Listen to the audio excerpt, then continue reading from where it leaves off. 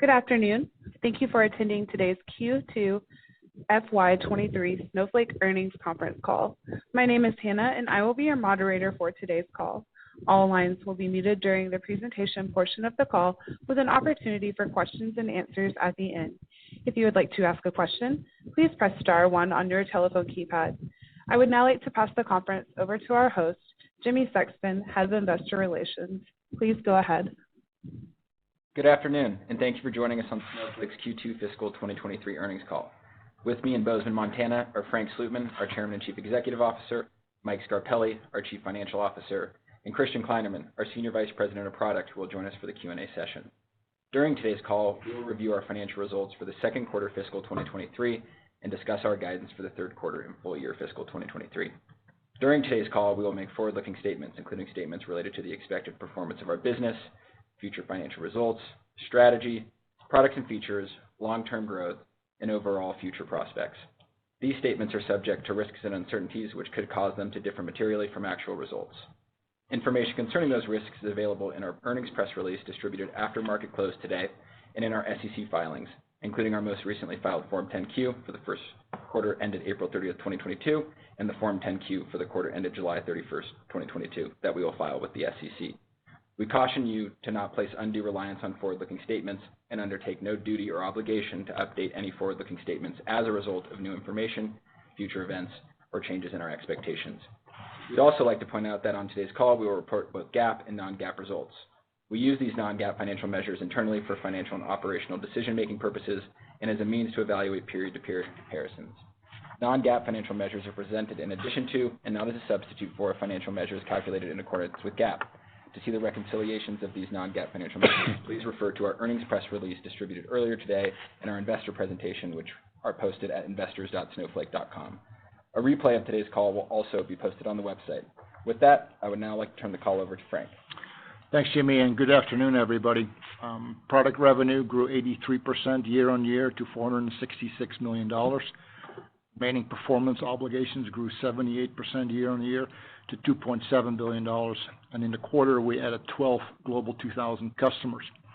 Our net revenue retention rate exceeded 170%, and Snowflake leads the industry with a net promoter score of 72. Snowflake is delivering high growth and operating leverage. Non-GAAP product gross margin exceeded 75%, and we continue to generate non-GAAP operating income and free cash flow. Our success is fueled by broad-based workload enablement. The core idea behind the Snowflake Data Cloud is to enable work to come to the data and prevent data from having to be moved to the work. Previously, data was copied, transferred, and replicated to be used wherever it was processed. That led to massive operational complexity, costs, and governance risks. The Snowflake Data Cloud promises to bring that regrettable legacy to an end. Starting in 2014, Snowflake's cloud-native architecture removed the scale, performance, and economic bottlenecks that held back data analytics at scale for generations. The impact was immediate and led to a major expansion of workloads and use cases.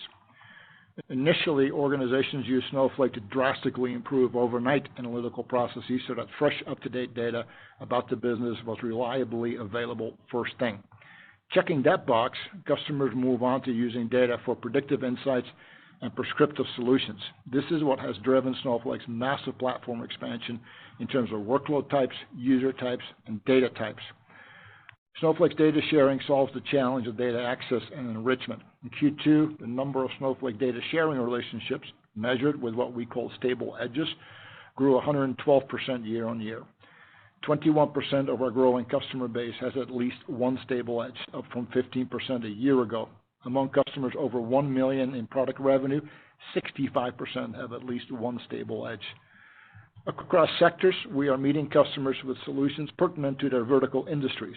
For example, supply chain management relies on Snowflake's combination of execution and access.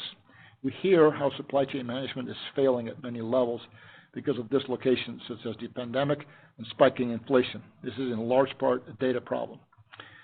The data originates in different places, which is why it has such a challenging time coming together. When the world is stable and changing marginally day to day, this has been somewhat tolerable. Now, with massive disruption, the status quo must change.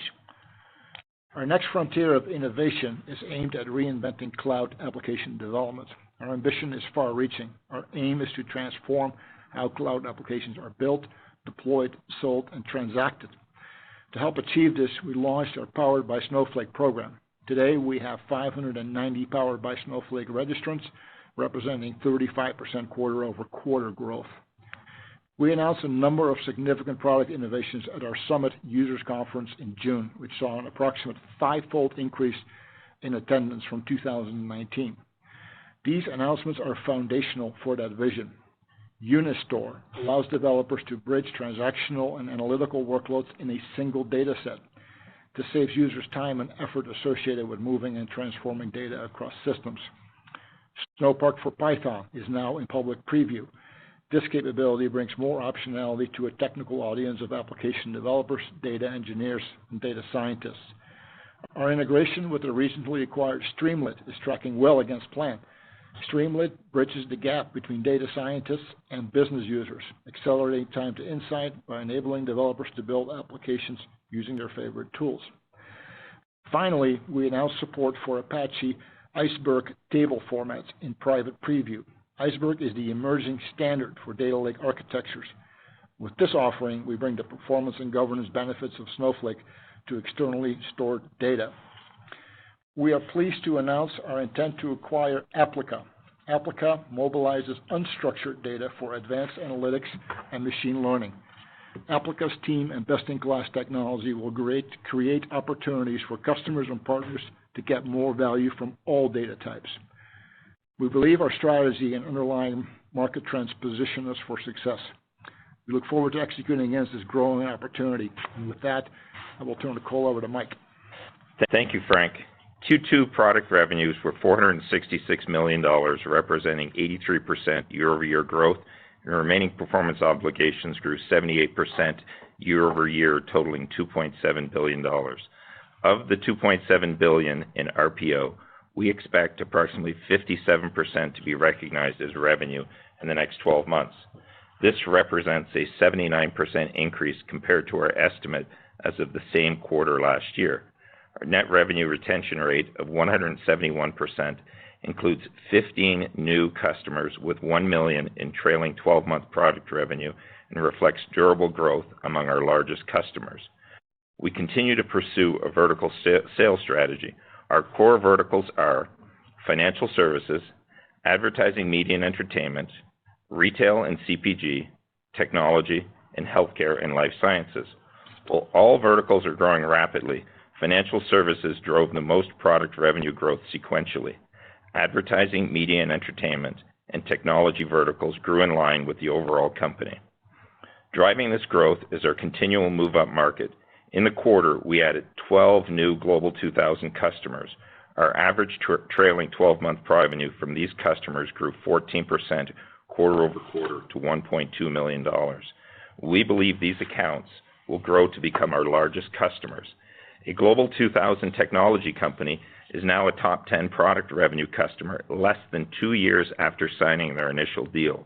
Last quarter, we called out customers that were negatively impacted by headwinds specific to their businesses. The Q2 results from these customers were mixed. Some saw the weakness we expected, while others outperformed. We are monitoring our key business metrics, which we believe are leading indicators of the macroeconomy impacting our business.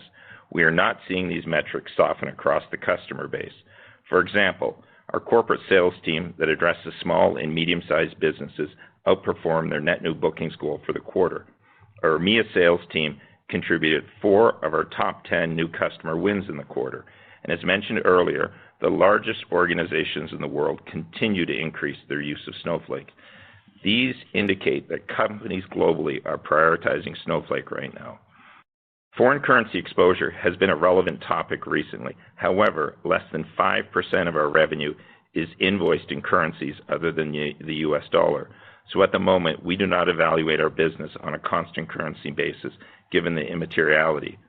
Now turning to margins on a non-GAAP basis. Our product gross margin was 75%. Scale in our public cloud data centers and enterprise customer success contribute to the year-over-year gross margin improvement. Operating margin was 4%, benefiting from revenue outperformance. Our adjusted free cash flow margin was 12%, positively impacted by strong collections. We collected a $33 million invoice in Q2 from a customer who had paid its invoices in Q3 in prior years. We ended the quarter in a strong cash position with approximately $5 billion in cash equivalents, and short-term and long-term investments. Now let's turn to our guidance. For the third quarter, we expect product revenue between $500 and $505 million, representing year-over-year growth between 60 and 62%. I'd like to remind everyone that in Q3 last year, we saw unusual seasonality due to re-accelerated product revenue growth. Turning to margins, we expect on a non-GAAP basis 2% operating margin, and we expect 358 million diluted weighted average shares outstanding. In Q3, we expect $4 million of expenses associated with our Data Cloud World Tour. The 21 events will take place around the world and showcase our latest innovations.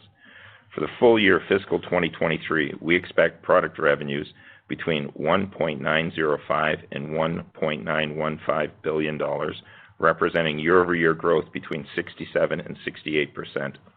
Turning to profitability for the full year fiscal 2023, we expect on a non-GAAP basis approximately 75% product gross margin, 2% operating margin, and 17% adjusted free cash flow margin. And we expect 358 million diluted weighted average shares outstanding. The full year outlook includes operating expenses related to the acquisition of Applica. We are adding headcount to support our growth initiatives. Year to date, we have added almost 1,000 net new employees. We view the current hiring market as favorable for Snowflake and have not altered our hiring plans for the year. Our long-term opportunity is stronger than it has ever been, and we look forward to executing. With that, operator, you can now open up the line for questions. Certainly. If you would like to ask a question, please press star followed by 1 on your telephone keypad. If for any reason you would like to remove that question, please press star followed by 2. Again, to ask a question, press star 1. We kindly ask that participants limit themselves to 1 question today. As a reminder, if you are using a speakerphone, please remember to pick up your handset before asking your question. The first question is from the line of Mark Murphy with JP Morgan. Please proceed. Yes, thank you very much. I'm looking at the sequential growth in the product revenue, which is very strong. It's almost twice as strong as it was in Q1. So I'm curious first if you think analytics and data-intensive projects might be an insulated area of activity during an economic slowdown, and just relatedly, are you seeing many customers consume at higher levels to try to analyze the changing macro, maybe looking at FX sensitivity or interest rate sensitivity, et cetera? Hey, Mark, it's Frank. In general, I would say that, Snowflake gets prioritized fairly high inside the enterprise. And the reason is, we're sitting right on the intersection, of cloud computing, artificial intelligence, machine learning, advanced analytics. Customers are, they've picked up the scent of the opportunity that is in front of them, and they're investing, they're hiring, they're buying, because these are things that are going to be big changes for their industry. Whole industries are going to get redefined in healthcare, in pharma, in financial services. So this is not a business as usual. Let's try to hit the brakes. There is a very, very high urgency, around, advancing towards, cloud computing environments, and then, having an opportunity to really pursue the promise that brings. We're living at a very, very exciting time, where things are becoming possible that, we couldn't even dream of just a few short years ago. So this is why we feel that, this is not one of those expenses that people are going to casually cut back on, because it's strategically compelling and important. Yeah, I'll also add, Mark, just to remind, this is a consumption model, not a SaaS model. So even if we sign up a customer, it takes them months before they go into production. As I mentioned, there was a Global 2000 technology company we signed in the last 2 years. It's now one of our top 10 customers. That customer didn't start really ramping until the end of last year, and they're going to continue to ramp. And there's many more that started ramping this quarter that we would have signed last quarter.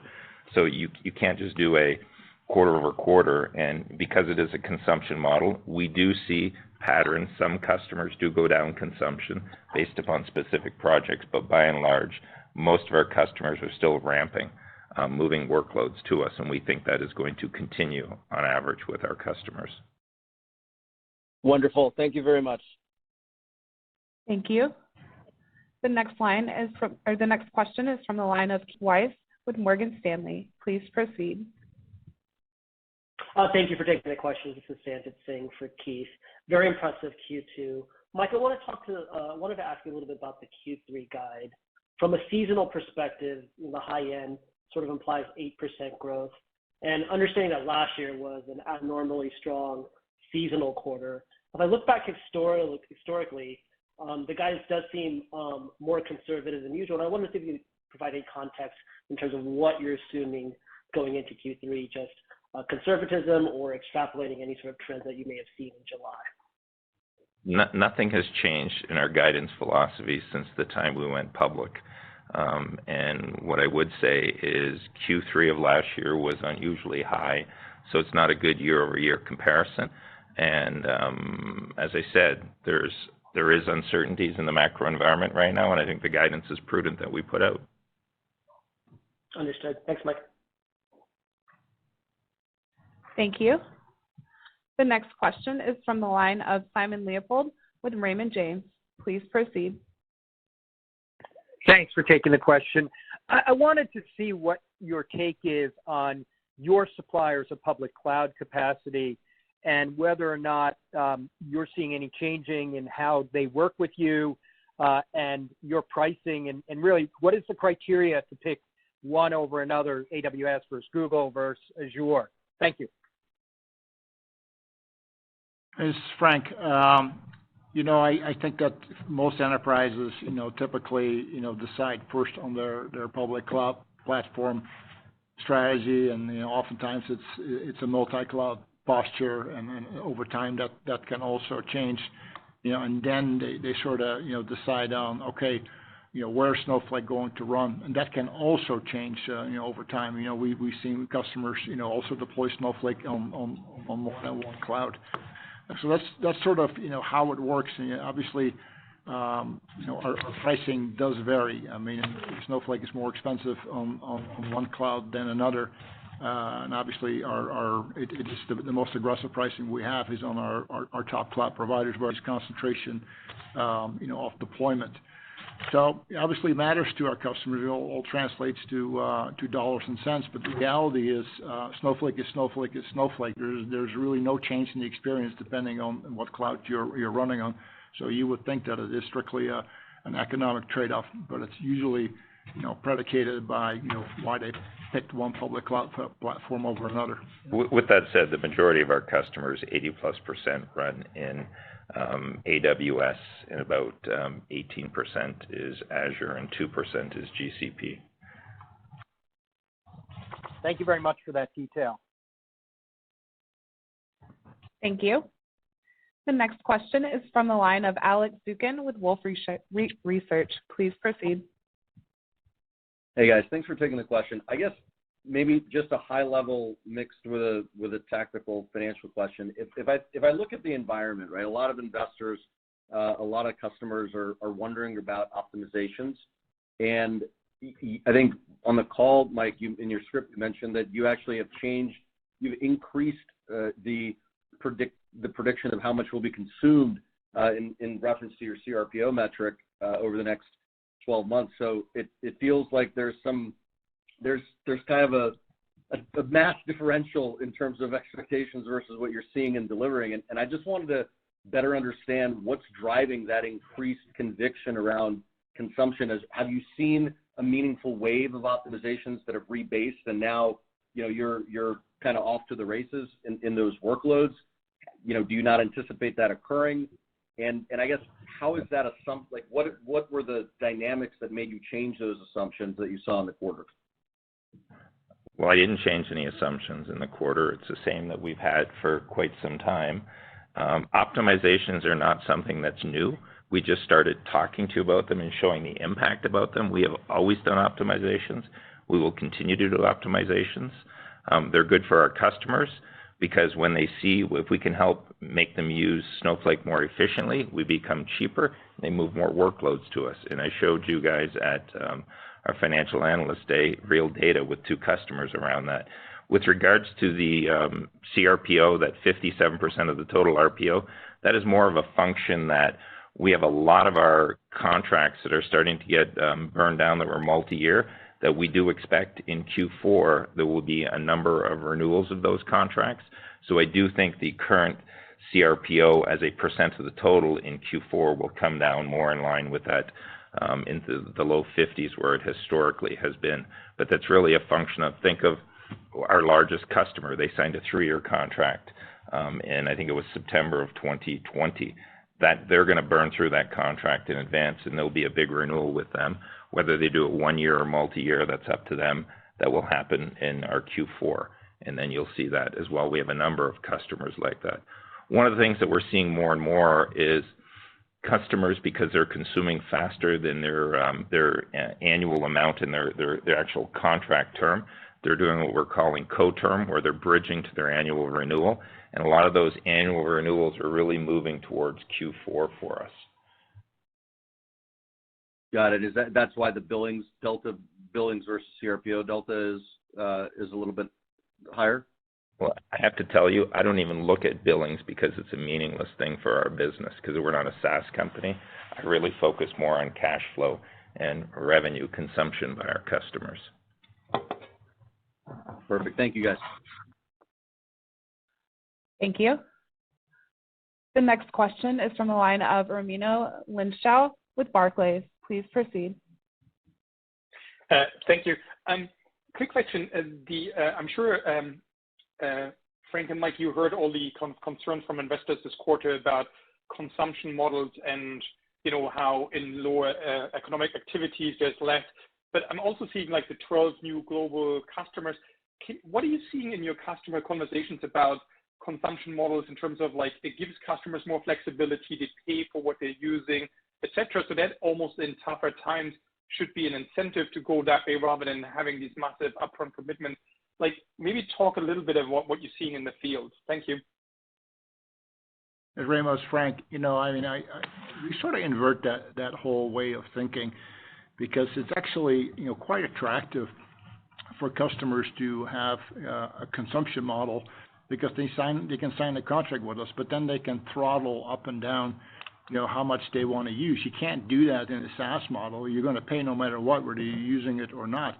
So this gives customers actually more confidence to contract with us, knowing that they can throttle up and down. So we actually think it's an advantage, in the type of times that we're living in, as opposed to, a negative, which is what has been portrayed, on the sell side and in the media. Yeah, I'll add to that too, Raimo, as a reminder.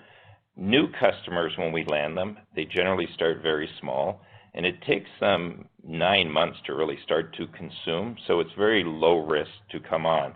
And once we have an existing customer that is looking to buy more, they've already have a path for what they want to do workloads, and they want to do that on Snowflake because we will save them money from what they're doing. And the other thing I want to remind you too is we have many different models. You can sign a 1-year commitment, you can sign a 3-year commitment, or you can go on demand as a customer if you're not comfortable making a big commitment up front. And we do see customers. I think last quarter about 7.2 million of our revenue was actually on demand. These are new customers that are just trying us out before they sign a capacity deal. And that's most of our capacity deals start from being on demand to go to that. Okay, perfect. Thank you. Well done. Thank you. The next question is from the line of Kirk Materne with Evercore. Please proceed. Yeah, thanks for taking the question. I guess, Frank, I was wondering if you could talk a little bit about some of the feedback you got from partners, both GSIs and ISVs coming away from your user conference, and kind of what are they asking you about in terms of, making or telling you about, rather, in terms of making bigger investments in Snowflake and maybe some of the takeaways you had in terms of, as you set up your own go-to-market, not only for the remainder of the year, but into next year? Thanks. I think the conference was an extraordinary display of our ecosystem. I mean, we had a partner pavilion that was the size of multiple football fields, and I think we're punching way above our weight, in terms of how vibrant and how large and how active our ecosystem is, and it's a very purposeful choice on our part to run the company that way. We're not trying to create a single vertically integrated stack where Yetl thinks Snowflake. We do quite the opposite. We try to create maximum choice and innovation on our platform. So we really become market and channel, if you will, for system integrators. The reality in the world of system integrators is, Snowflake's presence in the marketplace is obviously, forcing their hand because, our customers are their customers, and vice versa. We intersect in the marketplace, and their customers are expecting them to be able to step up and then deliver, high value, high impactful capabilities on Snowflake. So they're growing leaps and bounds, but sometimes they're more following than leading. So that's why Snowflake is always leading, and the rest of the world is following. Just to give you a little data around the GSI network, in the first half of this year, the GSIs have done north of $550 million in services around Snowflake. Our top 5 GSIs represented more than $320 million of that work. These are real practices within these GSIs now. And just on another thing, because I know there's been some chatter about resellers and other things, I just want to make it very clear, 1% of our bookings in Q2 went through the resale channel. 2% of our product revenue goes through resellers. So resellers is not a significant amount of our direct business. But the GSIs are very helpful in doing the services work to get customers to consume on Snowflake. Super. Thank you all. Thank you. The next question is from the line of Brad Reback with Stifel. Please proceed. Great. Thanks very much. Mike, I know you mentioned the 3Q consumption comp. You also have a really, really difficult 4Q RPO comp. But given your commentary, should we expect a healthy end to the year given that renewal pool? Thanks. Yes. We expect Q4 will have a big increase in RPO. But I'm not guiding to it. You'll have to wait and see. I'm never going to guide to RPO. Understood. Thanks very much. Thank you. The next question is from the line of Brent Bracelin with Piper Sandler. Please proceed. Good afternoon. Wanted to drill down into Europe. It's been an area where we saw large deal delays with other large software companies. It sounds like the opportunity for you closed several large deals. So maybe if you could just talk about the demand environment in Europe right now, and what's driving some of the momentum for you that perhaps is a little different than some of the peers. Thanks. Yeah, Brent, Frank. We've really shifted gears in Europe in terms of moving, not so much moving away, but sort of really emphasizing the large iconic accounts in key verticals and obviously in the top regions and countries, and that's really how you win markets over there. And that redirection, has taken us a little bit of time, and this last quarter that we just reported on, we've seen some significant impact, and we made one comment during the prepared remarks about how they contributed some very, very large customers to the overall portfolio, so to the overall roster. So we're actually feeling good about the progress we're making in Europe in the large names in the key verticals. So I think it's going good. The macro commentary, it's probably we're not really feeling a lot of sort of headwinds, if you will, in Europe. Obviously there are pockets that are weak. The farther east you go, the more you feel it. But that's really not where we were to begin with.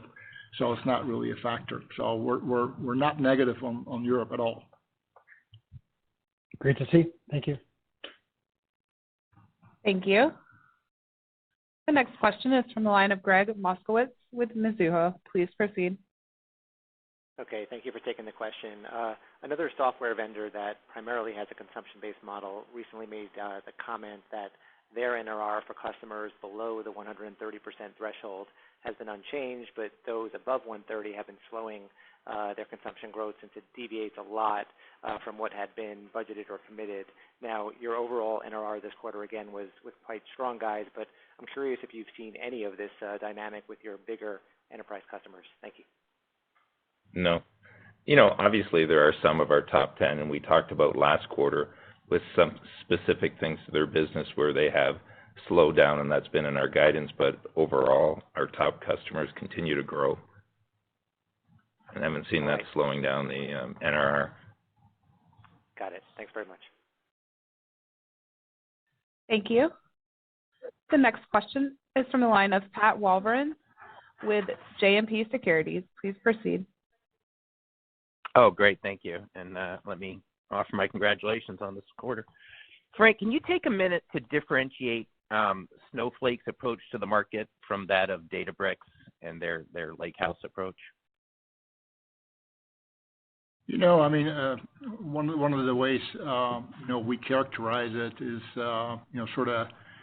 historically, Snowflake, has been, a data lake with its own platform, its own proprietary file formats, and so on, whereas, Databricks has taken the approach that they're just another tool, in the lake, and you can use many, including them. So we were a far more strategic choice, customers to commit to, than a much more tactical choice of just being a tool in the lake.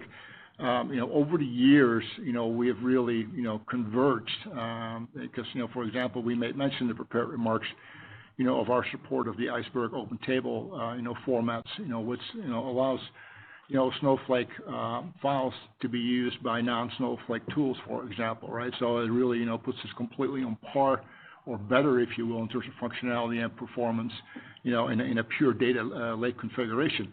But customers can also use this, in the conventional, traditional, highly optimized, Snowflake proprietary format that most people are using.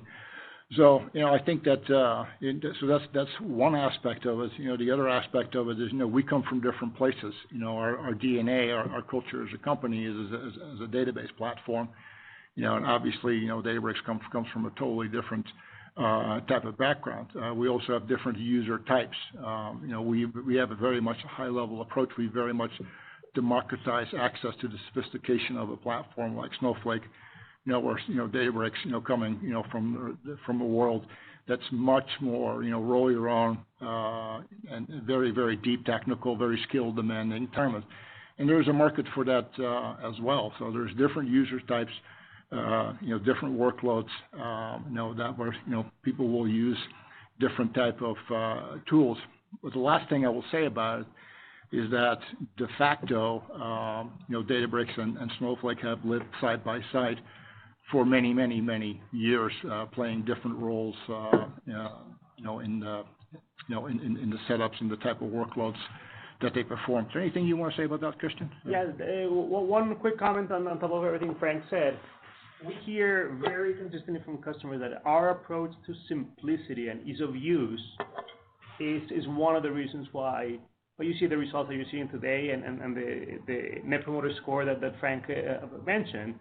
Because we help customers focus on solving data problems, getting value out of the data, and not dealing with infrastructure. Great. Thank you both. Thank you. The next question is from the line of Kamil Mielczarek with William Blair. Please proceed. Thank you. Congrats on the solid quarter. The headcount growth in your sales and marketing organization has exceeded 50% in the first half of this year, which is comfortably above the growth rates achieved in both fiscal 21 and 22. Can you provide more detail on where you've been focusing these new investments? And given the macro uncertainty, how do you think about the time to ramp? How long should it take for the new hires to be fully reflected in revenue? Thank you.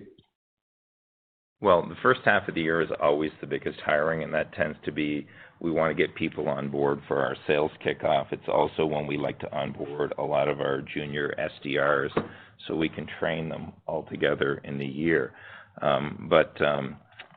The people we're adding are principally in direct sales and sales engineers, and we continue to open up new countries around the world, but we're going a lot deeper within North America as well too, because there still is a lot of accounts that aren't being covered today. And it takes, depending on where they are on the corporate sales team, which is more of an inside sales, it's about a 6-month period to ramp. It's a little bit longer on the vertical or on the enterprise and the verticals. The real large verticals we go after, those guys could take a year to ramp because those are long sales cycles. It's helpful. Thank you. Thank you. The next question is from the line of Derek Wood with Cowen. Please proceed. Great, thanks, and congrats on a great quarter. I think close to 60%. Hey, Derek, we can't hear you very well. You're cutting in and out. Could you repeat that, maybe? Is this better? Yes. Can you hear me now? Yeah. Yes. I wanted to ask about just the activity of migrating customers from legacy on-prem systems. And I think you've shown stats that close to 60% of your new customers come from that environment. And given the macro out there, some would argue you'd see acceleration because of operational efficiencies. Some would argue maybe there's a lot of change management and companies would want to hold off. But just curious, what you're seeing out of your pipeline in terms of the prospect's priority to migrate off of on-prem systems. Yeah, I'll make one comment. I mean, I will tell you that just in the last week, I've heard some, two very, very iconic names in two different industries that were staunch on-premise people who would never, ever, go cloud and that are now going. So I just feel that the resistance is completely breaking and people are going cloud. I'm sure they have their own reasons, but a lot of it is what you said as well, is that they're going to get left behind. You can't take advantage of innovations that are only available on the cloud. So if anything, I tend to agree with you that we're going to see acceleration out of this as opposed to people holding back. Thank you. Thank you. The next question is from the line of Brad Zelnick with Deutsche Bank. Please proceed. Excellent. Congrats, guys, on a really strong quarter and navigating a crazy environment out there.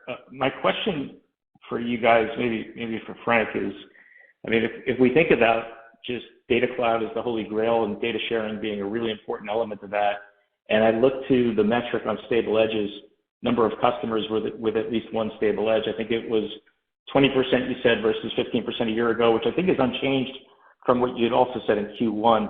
Can you just give us a sense of, how you would expect to see that progress? And, when we look back one day, maybe, where might the peak be? Thanks. Yeah, I think there's, natural progression in these things. As you said, a lot of people are, preoccupied with the migration. That takes a lot of time. There's a lot of risk. So people want to get their core capabilities, in place. They want to deal with their backlog, all the things that they need to do, before they sort of move on to, more aggressive, more ambitious, projects where they're really starting to execute on their strategies and the vision that they have for themselves. So I think that the data cloud is an incredibly important positioning element, for us, but also for our customers, because if you don't adopt that posture, you will end up, re-siloing your environment in the cloud, and you will basically load up on the same set of problems that we historically have had. And it's a much bigger problem now because, data science and the promise of data science, the ability to generate, predictive insights and prescriptive solutions really depends on your ability to join and blend and overlay data, regardless of data types, data source or where it's coming from, and you can't predict. So it's really, really important that you don't throw up new barriers between data sources, because you will not only frustrate your data science teams, you will literally not be able to realize the potential that is now there. So we draw a line in the sand on that. If you're going to go silo by silo, then you will be on the cloud, but you will not have set yourself up for the promise that is now that's now in front of us. Excellent. Thanks so much. Thank you. The next question is from the line of Will Power with Baird. Please proceed. Great. Thanks for taking the question. And again, yeah, congratulations on the strong numbers. It looked like really strong upmarket success. I think a record number of $1 million or at least new $1 million customers. I just wanted to get more color if there are any common variables helping drive that upmarket success. It sounds like there's a correlation with data sharing, the percentage of those customers that are deploying stable edges. So any further color on that front would be great too. It's Frank again. I think what Mike said earlier. I mean, a lot of these $1 million accounts, can be years in the making, and a lot of the work that we've done in previous years is now culminating and it's becoming, visible in this particular manner. So it's not an overnight, success. These things, take time.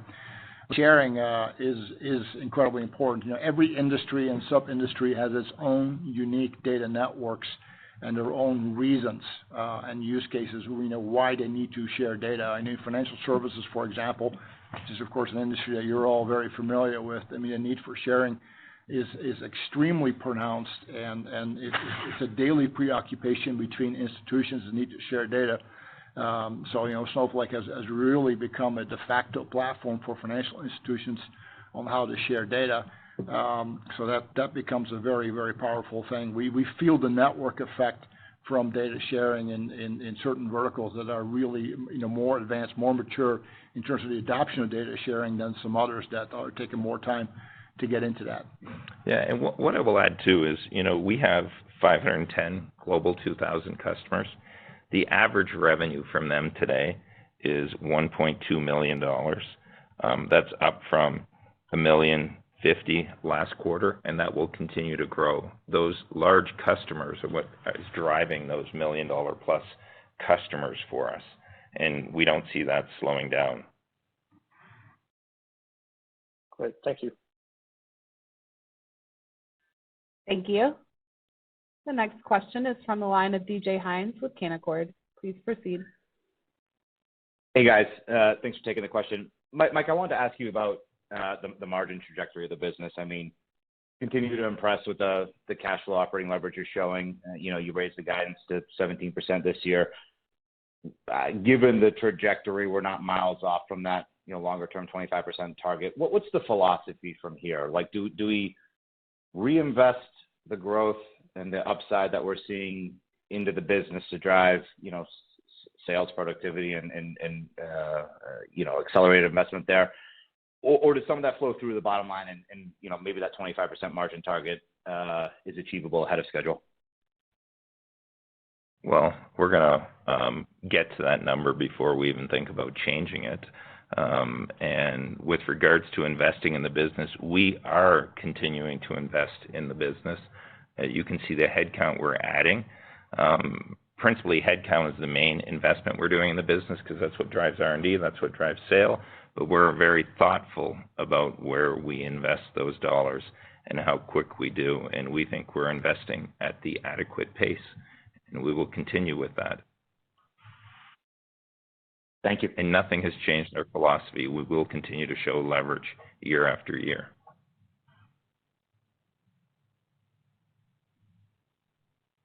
Thank you. Our next question is from the line of Brent Thill with Jefferies. Please proceed. Thanks. Frank, Mike, hope you're well. On verticals, were there some standouts this quarter? We've heard energy has been a hot topic, just as an example. Any other big verticals you call out that you saw particular strength that you were excited by? Yeah, energy is not a very big vertical for it. Yes, we have some good customers, but they're not huge consumers. of Snowflake. Really, financial services is the number one vertical.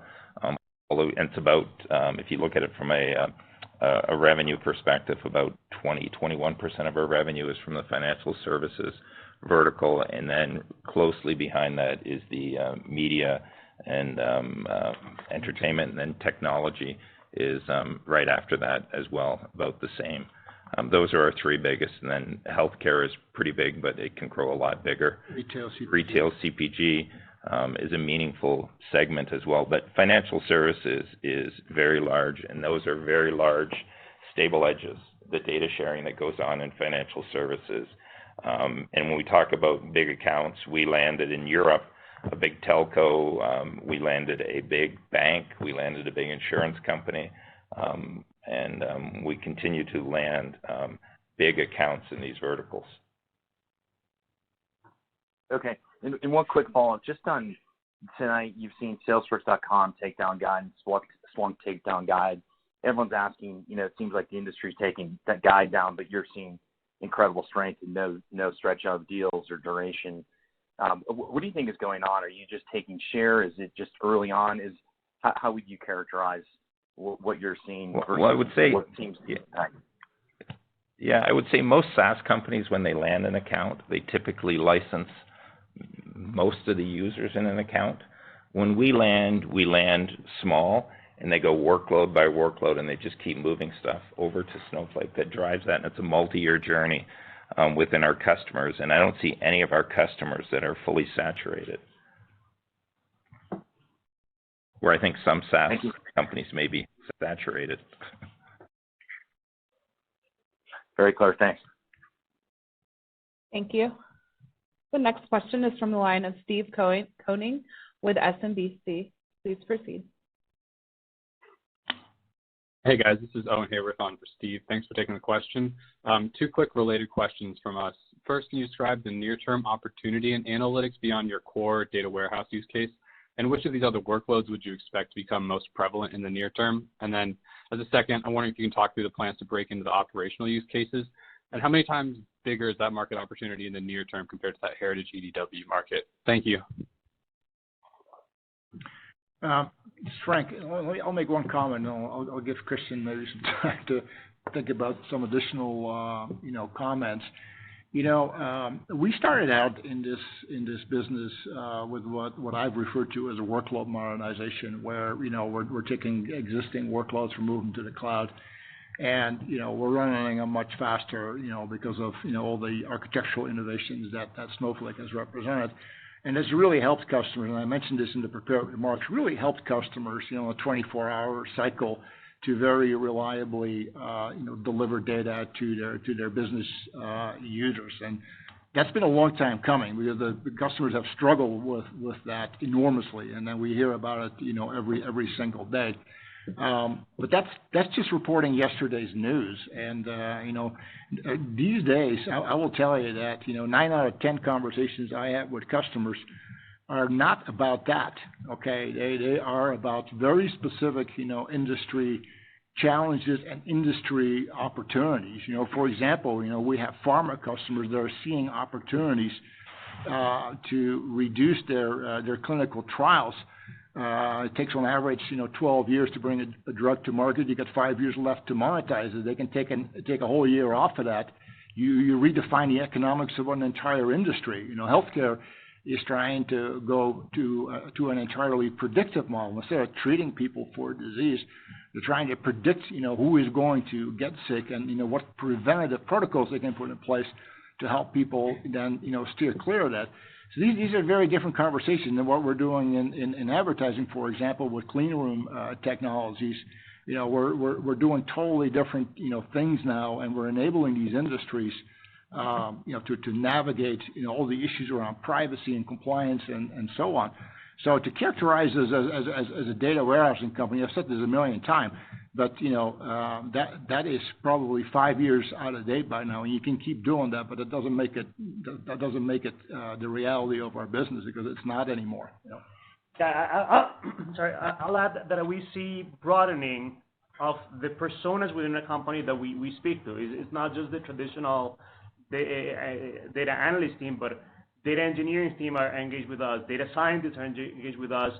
Streamlit has a really strong relationship with many of the data science teams, and we see that part of it. We announced at our user conference in June, cybersecurity is a workload that is doing very well for us. And probably the largest announcement was around Snowflake for data applications and for being an application platform. That's where the opportunity for the operational database capabilities fit into, and we see tremendous interest from both customers and partners. Yeah, and just a quick follow-up. Snowflake has become de facto a cloud application development and a runtime, platform. People are building and deploying applications on Snowflake. We have customers like Western Union who are starting whole businesses on top of Snowflake. Those are the conversations, that we are having with customers. Workload modernization, we'll be doing that till the end of times, but that's no longer the reality that dominates our daily existence. Super helpful. Thank you, guys. Thank you. The next question is from the line of Ittai Kidron with Oppenheimer. Please proceed. Thanks, and a nice quarter. Mike, I wanted to piggyback to a comment you made earlier that it takes months for customers to get into production even after they sign up with you. I guess with that being the case in the current environment being what it is, what is the risk that 6 to 12 months from now we'll see a little bit of a lull in your growth as whatever slowdown in activity that's happening with them right now translates into a smaller number of workload transitions into the cloud? How much visibility do you have into the prep work customers are doing with respect to the workload transition? Well, we have a lot of that. You can see in the number of Cap 1s that we landed last quarter, it was north of 600. All of those customers, they signed up on Snowflake to move workloads to us. And we know, based upon discussions we have with many of our top customers, their plans, what they're planning on doing. As an example, we have a number of our customers that are just chomping at the bit for Snowpark to go into GA with Python because they want to do more on Snowflake. So that's what gives us the confidence. And we spend a lot of time looking, engaging with our reps. We're talking to our customers to get a feel for what is consumption going to be like over the next 3 months, 6 months with our customers. Just a quick follow-up. I actually think that the dynamic that you're describing, we're going to see the exact opposite of that. We think people, because of the nervousness that they may have about the macro, they're going to accelerate to a cloud computing platform. And the reason is these are elastic models. These are consumption models, right? So it's much better to be in an elastic model where you only pay for what you use, and you can run on demand than when you have to make large upfront, commitments to vendors. So if anything, I think people are going to get a move on instead of hold off. Very good. Thank you. Thank you. The next question is from the line of Ari Terjanian with Cleveland Research. Please proceed. Thank you for taking the question, and congrats on the great results. You alluded to earlier, Frank, on Snowpark and Python support. I was just hoping, if you could provide a little bit more color on, the feedback you're getting from customers around Python for Snowpark, as well as the announcements you made around Apache at the user conference. Curious, when you think those can start to, drive consumption for the platform, when you're expecting contribution, and what types of projects that you're currently not involved in, what kind of use cases it could open up for you. Thank you. Yeah, I'll start. Maybe Christian can finish, but Python is Snowflake for Python is red hot, and people are chomping at the bit, for us to declare it GA, which is something, and we have customers that are really wanting us to let them use it in production now. Some of the largest customers that we have. So the pressure is on because the demand is there. The thing about the Iceberg open table formats that really completely open Snowflake up for Snowflake tables to be used by anybody and everybody that can support that format. We're seeing incredible results in terms of performance. Of Snowflake executing against that file format. So these are all very, very, very promising, developments for us. And I think that the pressure is on for us to declare these things generally available because people are trying to rip them out of our hands right now. So. Yeah, as we said at our summit conference, we expect those to be GA the end of this year. So meaningful contribution to consumption will happen next year. That's right. And qualitatively, the feedback is extremely positive, which is why, as Frank said, we get this many requests to go production, go GA as soon as we can.